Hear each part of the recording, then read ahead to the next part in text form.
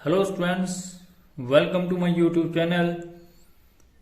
आज हम company account, issue of share, reissue of share and forfeited of shares का question number 26 करेंगे, जो रीइशू एट डिस्काउंट पे है ऑलरेडी। और इसके अंदर जो है, जो शेयर की टाइप्स है वो प्रीफरेंस शेयर्स कैपिटल का है, ना कि इक्विटी शेयर्स में। तो प्रीफरेंस शेयर्स कैपिटल का यदि क्वेश्चन आता है तो किस प्रकार से उसे क्वेश्चन को किया जाता है और किस प्रकार से उसे फॉरफिट किया जाता है और किस प्रकार से उसे रीइशू किया जाता है।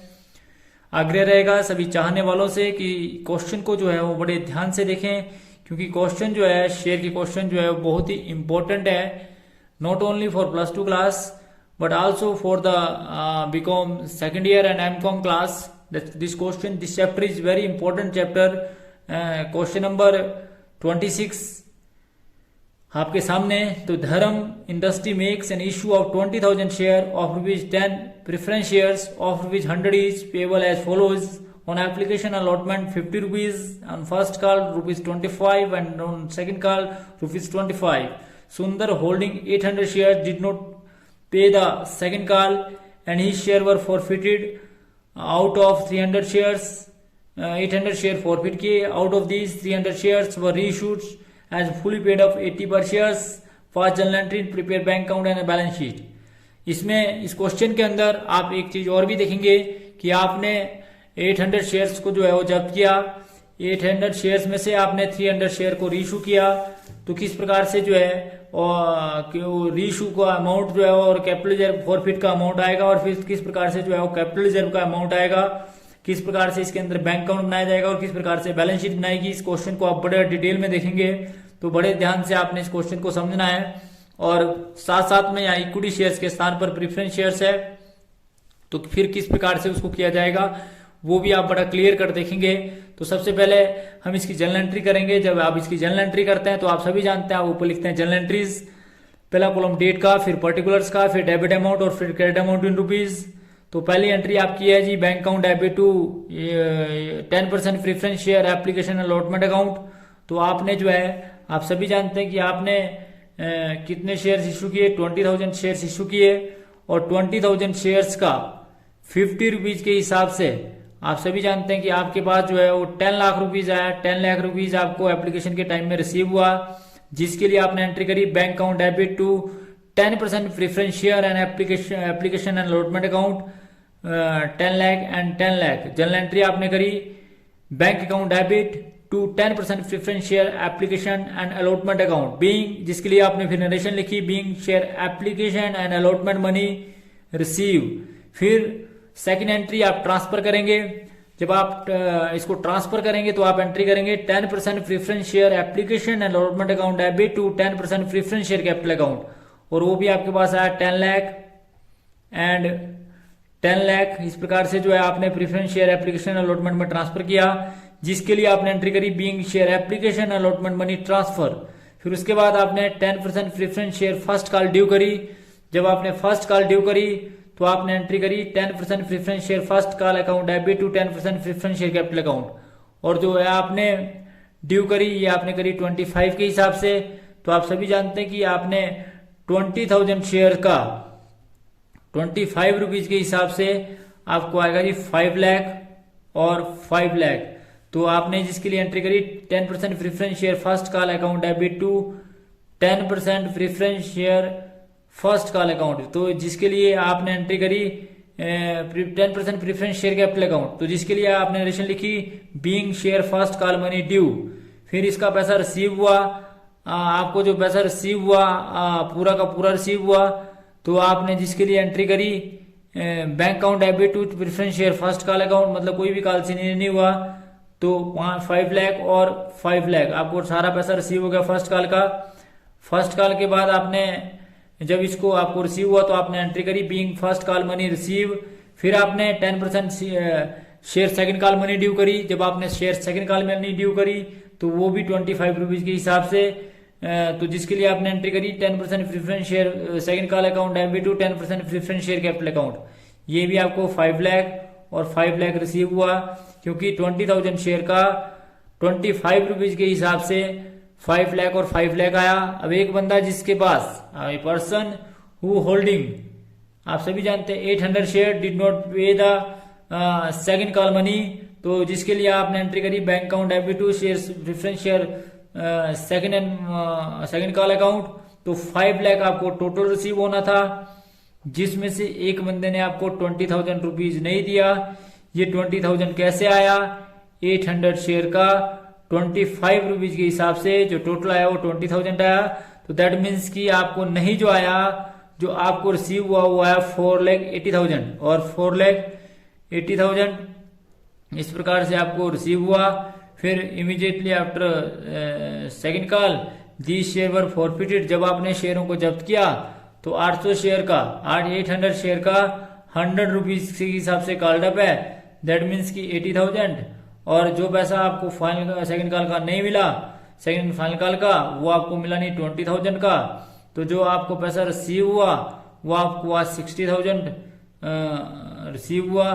तो इस प्रकार से आपने इसको दिखाया कैसे आया। 800 शेयर का आपको 25 के हिसाब से नहीं मिला था, तो 800 शेयर का 75 के हिसाब से आपको मिला। तो इसका मतलब है कि आपको जो टोटल मिला वो 60,000 है।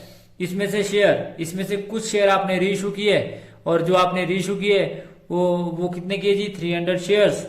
300 शेयर को भी आपने 80 रुपीज के हिसाब से किया, तो दैट मीन्स की 24,000, जिससे आपको लॉस हुआ। लॉस कितना हुआ जी? 300 शेयर का 20 रुपीज के हिसाब से 6,000, और फिर जो टोटल प्रेफरेंस शेयर कैपिटल है वो है जी आपकी 30,000, क्योंकि 300 शेयर की 100 रुपीज के हिसाब से 30,000 आया। अब आपने जो प्रॉफिट हुआ शेयर प्रॉफिट का जो डेबिट था और क्रेडिट था उसको आपने कैपिटल रिजर्व में ट्रांसफर करा, और वो आपके पास आया 16,500 और 16,500, जिसके लिए आपने एंट्री करी share forfeited account debit to capital reserve being forfeited on reissue transfer to capital reserve. अब आपने कैसे इसको कैपिटल रिजर्व में ट्रांसफर किया वो आपके सामने मैं आपको एक्सप्लेन करके बताता हूँ कि किस प्रकार से आपने इनको फॉरफिट किया, और फिर उसको आपने किस प्रकार से जो है कैपिटल रिजर्व में ट्रांसफर किया। आप सभी जानते हैं, वर्किंग नोट अगर आप देखेंगे ध्यान से, कि ऑन 800 शेयर्स फॉरफिट अमाउंट जो था आपका वो 60,000 था, और अगर आप 1 शेयर की बात करें कि फॉरफिट अमाउंट कितना आएगा, तो वो आपका 60,000 डिवाइड बाय 800 आएगा। और अगर आप 300 शेयर्स की बात करें तो आप सभी जानते हैं 300 शेयर्स का क्या जी? फॉरफिटेड अमाउंट, जो फॉरफिटेड अमाउंट आएगा वो कितना आएगा? तो 300 शेयर का फॉरफिटेड अमाउंट जो आपके पास आया वो आपके पास आया जी 60,000 अपॉन 800 इंटू 300, तो ये आपके पास आया 22,500। 22,500 में आपने जो लॉस हुआ, जो आपको ड्यू टू रीइश्यू हुआ, वो आपको आया 6,000। तो इस प्रकार से आपने जो कैपिटल रिजर्व में ट्रांसफर किया वो किया जी 16,500, जो हमने कैपिटल रिजर्व में ट्रांसफर कर दिया, जिसके लिए आपने 16,500 जो है वो दिखाया, और जिसके लिए आपने जर्नल एंट्री करी थी share fruit account debit to capital reserve. उसके बाद आप सभी जानते हैं कि आपको बैंक अकाउंट बनाना है। जब आप बैंक अकाउंट बनाएंगे तो आप सभी जानते हैं कि आपको बैंक अकाउंट में सबसे पहले 10% जो आपको 10% प्रिफरेंस जो शेयर एप्लीकेशन अलॉटमेंट का पैसा है, टोटल जो आपको शेयर एप्लीकेशन एंड अलॉटमेंट का पैसा जो आपको मिला वो मिला जी आपको 10 लाख, जो पूरा का पूरा मिल गया। उसके बाद 10% प्रिफरेंस शेयर जो आपको फर्स्ट कॉल का पैसा मिला वो भी आपको पूरा का पूरा मिला, दैट मीन्स की 5 लाख, तो ये आपने 5 लाख ये लिखा। उसके बाद जो 10% जो आपका प्रिफरेंस शेयर जो आपका सेकंड कॉल है उसमें आपको केवल मात्र 4,80,000 मिला, दैट मीन्स की 20,000 नहीं मिला। फिर उसके बाद अगर आप बात करें 10% प्रिफरेंस शेयर कैपिटल की, जब आपने रीइश्यू किया 10% जो आपका प्रिफरेंस शेयर कैपिटल है उसका जो आपको टोटल पैसा मिला कैपिटल अकाउंट वो आपको मिला 24,000। फिर आपने इसका टोटल किया, बैंक अकाउंट का जो डेबिट साइड का टोटल है वो ज्यादा आया, और ये आया आपके पास 20,04,000, और यही आपका बाय बैलेंस के एड ऑन बचा। तो जो बाय बैलेंस के एड ऑन बचा वो आपके पास आया 20,04,000, और आमने सामने आपने टोटल कर दिया और ये आपके पास आया 20,04,000। The totalling of both side are equal to each other. तो इस प्रकार से ये था जी आपका बैंक अकाउंट। बैंक अकाउंट बनाने के बाद आपको बैलेंस शीट बनानी पड़ेगी। बैलेंस शीट को बनाने से पहले आपको नोट टू अकाउंट बनाना पड़ेगा। नोट टू अकाउंट में सबसे पहले आपको शेयर कैपिटल बनानी है। शेयर कैपिटल, तो शेयर कैपिटल में authorised, issued, subscribed, called up and paid up capital आपको पता होना चाहिए 19,500 शेयर्स का at the rate of ₹100 each. तो 100 ईच के हिसाब से 19,500 शेयर्स का 90 ये आया जी आपका 19,50,000। उसके बाद इसमें शेयर होल्ड का अमाउंट ऐड कर देंगे, वो आपके पास आया 37,500। ये 37,500 कैसे आया? क्योंकि आप सभी जानते हैं कि 60,000 आपको प्रॉफिट हुआ था और जो लॉस हुआ आपको जो आपने जिसमें से ये आपका 800 शेयर्स का था, तो 300 शेयर्स का जो आपका फॉरफिट अमाउंट आया था वो उसका बैलेंस निकालने के बाद आपके पास जो बैलेंस बचा वो आपने यहाँ दिखा दिया। तो 16,000 में से जो आप बैलेंस घटाने के बाद जो शेयर फ्रूट का बैलेंस बचा आपके पास वो 37,500 का जो बैलेंस बचा उसको आपने दिखाया। उसके बाद शेयर फ्रूट के बाद आपने रिजर्व एंड सरप्लस दिखाया। रिजर्व एंड सरप्लस में आपके पास जो बैलेंस है वो आपका 16,500 है जो कैपिटल रिजर्व का है। तो ये भी आपने दिखाया 16,500। इसका टोटल किया, पहले आपने कैपिटल का टोटल किया जो कैपिटल अमाउंट में दिखाना नोट ऑफ अकाउंट नंबर 1 में, वो आपका 19,87,000 है। और कैपिटल रिजर्व का जो आपका टोटल है वो आपका 16,500 नोट ऑफ अकाउंट नंबर 2 है। और कैश एंड कैश इक्विवेलेंट का कैश एट बैंक जो आपके पास बैंक बैलेंस आएगा वो आएगा 2,04,000। तो इसी प्रकार से इसको भी आप लिखेंगे 2,04,000। फिर आप इसको बैलेंस शीट में ले जाएंगे। तो बैलेंस शीट में सबसे पहले equities and liability note of account number 1 में शेयर कैपिटल जो आपने निकाली अभी वो आपके पास आई 19,87,000। रिजर्व एंड सरप्लस में आपका जो कैपिटल रिजर्व है वो है जी आपका 16,500।